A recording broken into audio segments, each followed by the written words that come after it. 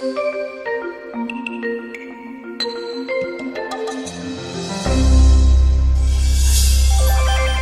husband told me as a child, he would draw action figures on paper and cut them out to play with, because when you grow up without, innovation becomes your only option.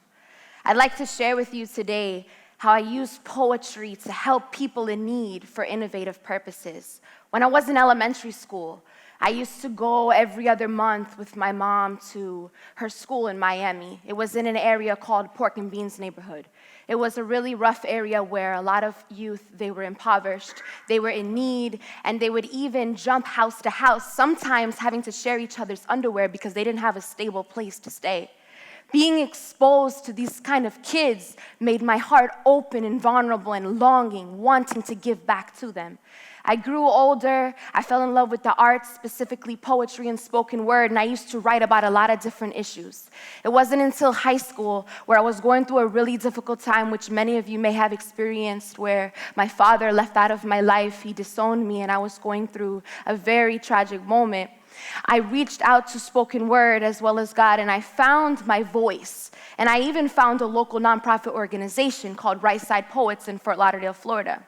And we would actually go every weekend. Instead of going to parties and other things that a lot of kids spend time doing, we would go and we would speak, and we would have a voice, and we would perform poetry, and we would even perform to get into an international competition for slam poetry.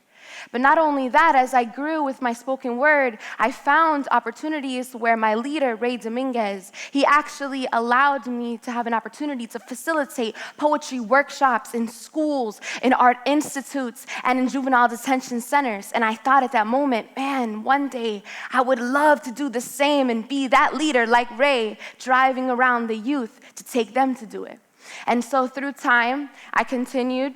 And my last year of college, I was tasked with an opportunity to start a program at a facility of my choice. Of course, I wanted to do poetry because that's what I do. But I didn't know where I wanted to facilitate the program at. I thought about foster homes, I thought about schools, I thought about juvenile detention centers, but it had not yet crossed my mind to work with the homeless demographic until I encountered two inspirational men.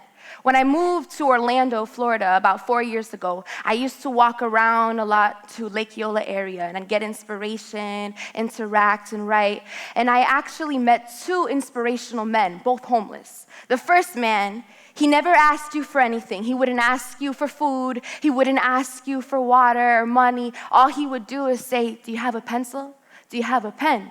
Because he wanted to create, and I thought that was interesting. The other man that I met, homeless as well, he actually was a poet like me.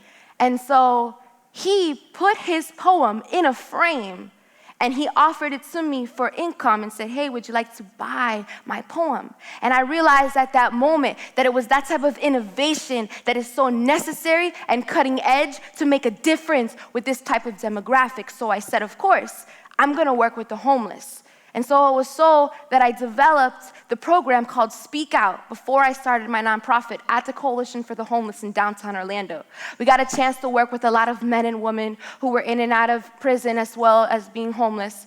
And we had a chance to actually publish their work in an anthology called Pain in God, where they saw themselves actually on paper and they felt special and important.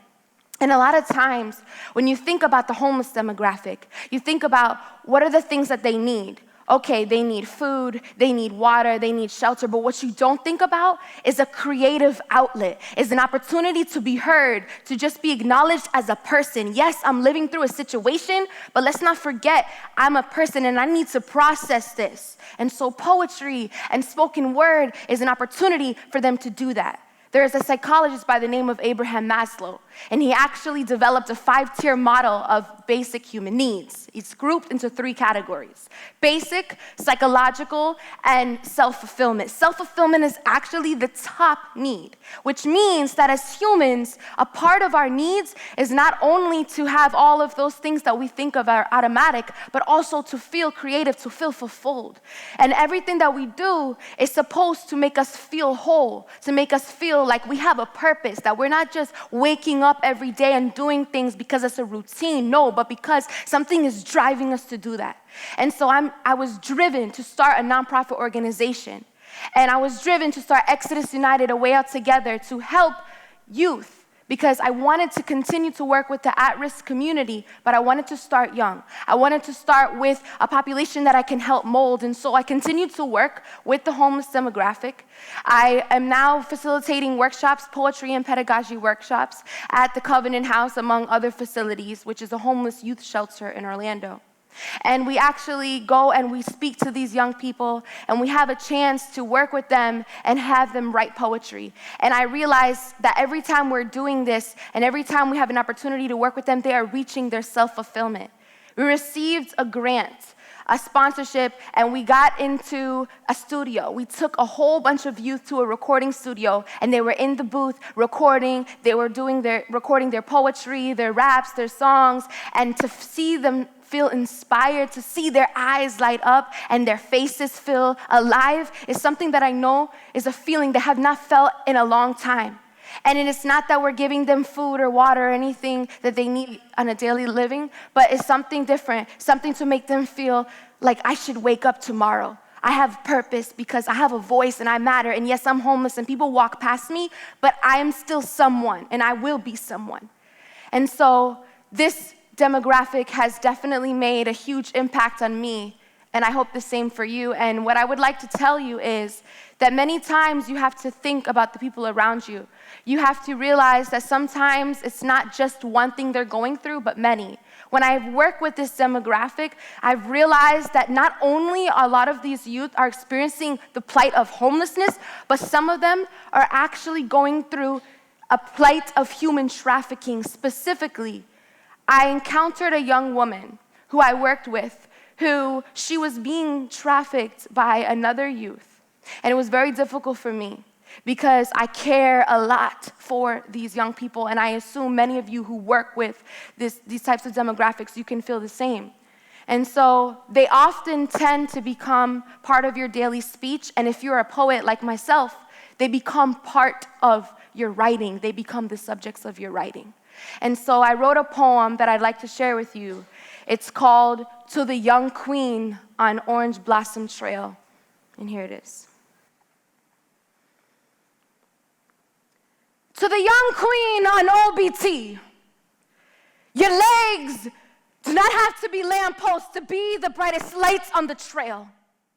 Your thighs do not have to trick a truck stop to put food in your mouth. Don't you remember when God made manna fall like rain, and yet you say the exchange is the only way?